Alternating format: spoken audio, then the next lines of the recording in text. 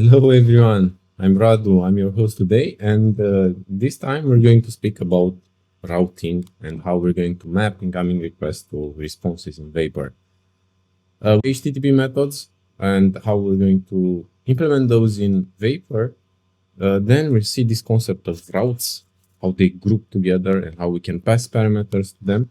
And finally, a few words about wildcards. Right, so when we say HTTP methods, we refer to the classic CRUD operations in HTTP, create, read, update, delete, which are implemented in a good way in Vapor. We have the application object, and then we can pass .get, .post, or .on in case that method is not available. Get is to retrieve usually an object or a collection of objects. Post is used when you want to create something, or patch or put if you want to update that specific object. Patch does like a small update, like one fields, partial update, while put replaces the whole object. Delete, you delete the object, and on, it's a specific function in Vapor where you specify a method that it's not in the list from above. Vapor supports standard HTTP methods, including get, post, put, patch, and delete. And each method has a corresponding function on the application instance object itself, allowing developers to define handlers for different request types. Like the URL you get, you can extract parameters from there and map to a specific function in Vapor. You can define also routes using this HTTP verb, such as app.get and so on. Right. Next, route groups. A route, you saw what it is, or you might think what is a route. Now, a group is like when you want to organize different routes inside a group. You can add a path component, you can nest them. It's like something like a middleware grouping where you share common prefixes, and we'll see in the example together in the demo that we're going to show you how we can create a route group, mapping one collection of objects, and there we can specify the methods that we would like to include in that specific group. So basically, you have, think of it like users, and instead of doing app.get users./id, app.post users, and there you take the parameter to extract the user object, you create a group, users, and inside of it, you place all the methods that you like. Vapor also enables the inclusion of dynamic components in route paths through route parameters. You see there are a few examples, app.get hello name, URL, and you place there the parameter that you like to pass to your server application. And these parameters are placeholders within the path that can capture values from the request URI.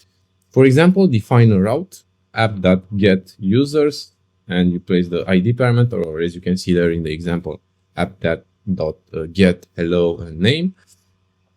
You pull those parameters from the get with get, and there you can like handle them and do the appropriate logic to handle those parameters. Wildcards. Nice. As you might guess already, wildcards are in the asterisks or stars.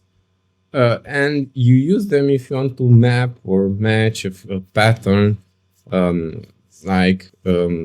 the path component, you don't need to specify the full path of the URI. You can put that wildcard and it will match everything to that asterisk. Attention, the value that you get from there is discarded. You cannot like take it from the path.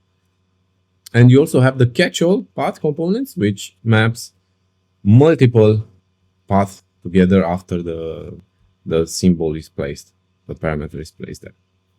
Cool. Now let's see how we can apply those concepts in a demo application. Thank you. Okay, good. So today is about routing. I have here my server directory.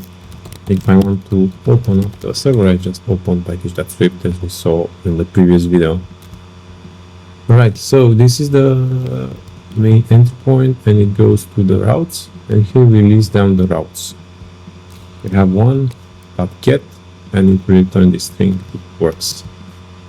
I forgot to mention, if you want to change the working directory, you saw an error here in the console about the working directory. You need to set it. This is where you do it. You click on the left on run, and here you have the options tab, and go here working directory and select the folder you would like to place your files. Alright, if I click on run, the server will run, and good, server started. If I check simply, click send, boom, I get works here. Nice. And this is the ID of the request. The simple get request, as you can see, it works on top of the application object. If we check together, the application is like the core type representing the Vapor application. If we command click here and go to the routes builder, the Vapor framework, we'll see that the function that we're hitting are, of course, there are multiple functions. We'll see next about the path and so how can we pass different paths to the request. We get here a generic response, and this response needs to come here in the closure, and the request is actually a class which is sendable and represents an HTTP request. Okay, cool. So there are different HTTP methods that we can use. We have get, we can have post, put, patch, delete as well. And if you want to pass a custom one, such as options, you can do like on, and here you pass the method that you would like to put to the request. So we have different ways to do that. If I want to pass multiple parameters here, I should do it like this. Let's imagine we run a zoo and we want the green animals from that zoo. Yeah, special one.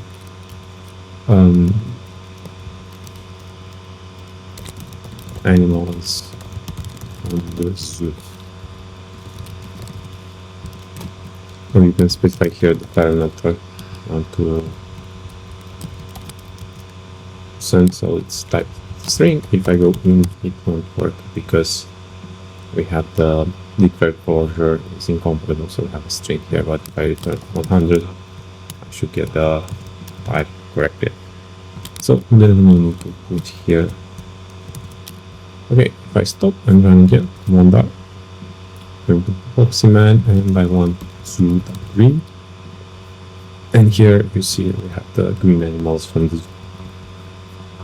And if I mix that, I get the default error if I'm passing the default parameter. Now, if I want to pass a parameter to the request, we can pass the name of an animal or animal type.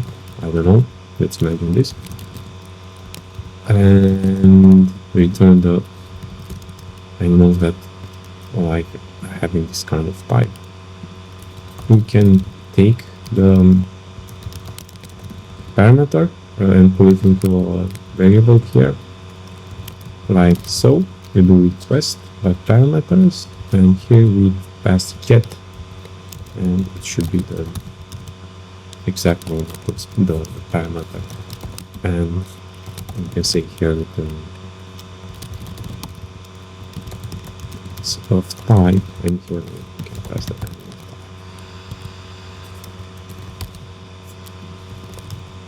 Okay.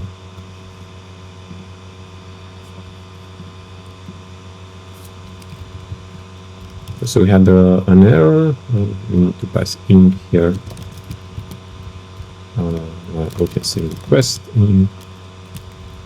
Just request here, and we're going to pass the string because the compiler will know we're returning a string here. Now it's saying that animal type, it's like a warning there, string interpolation something, because it's optional. We can provide the default value in the new policy operator, and the error will go away. If I restart the solver, Postman, parameter, tiger, returning from the zoo was of type tiger. Furry ones. Let's take the furry animals. Returning from this animal of type is furry. So this get requested now, right here. After the slash, it will take the parameter and extract it.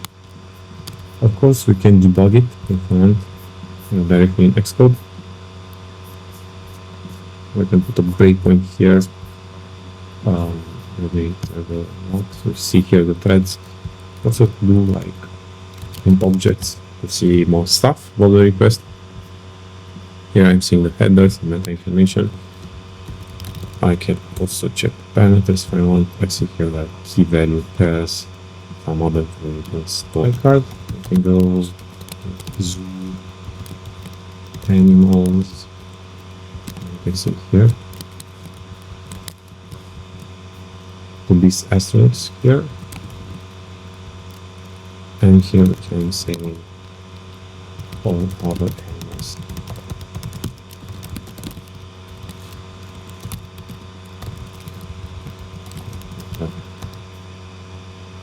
Alright, so it hits that special asterisk and returns here. Now if I do like this, put another path, this won't work because you need to specify a different asterisk. Something like here, you can do like that, so it knows like how many parameters the path has here in the URL. But you can catch everything if you want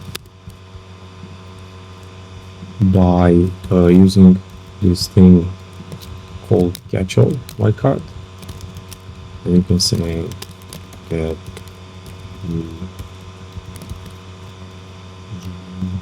location,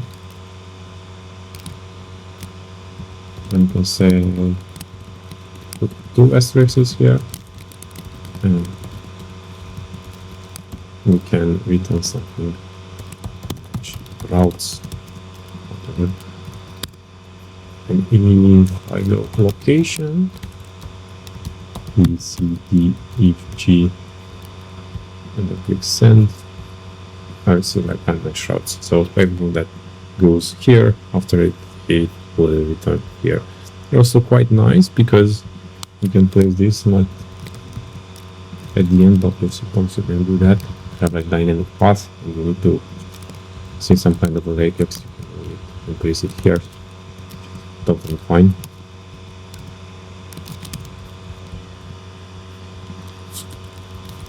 You can also add some metadata information to the request. You can say here dot description,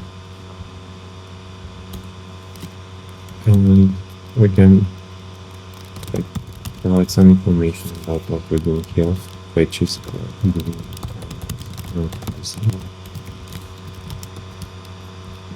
This description will document your request, and if you have something like a logging system in place, you can find what the specific request returns from.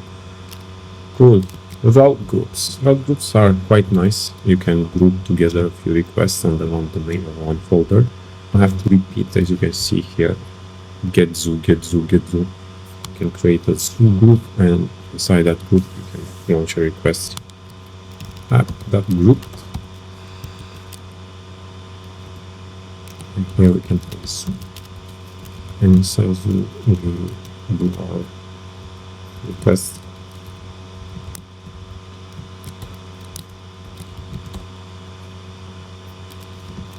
We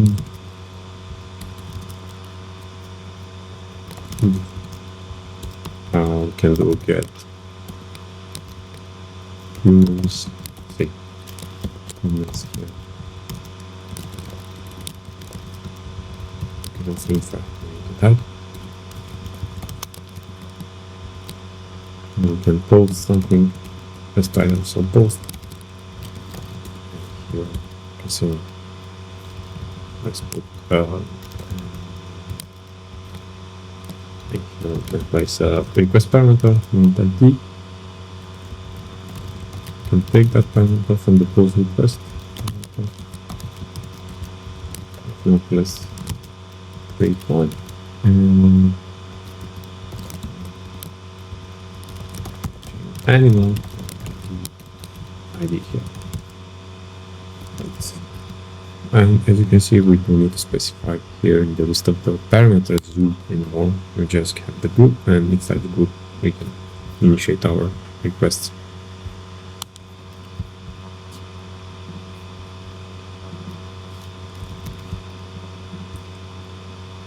The food, humans.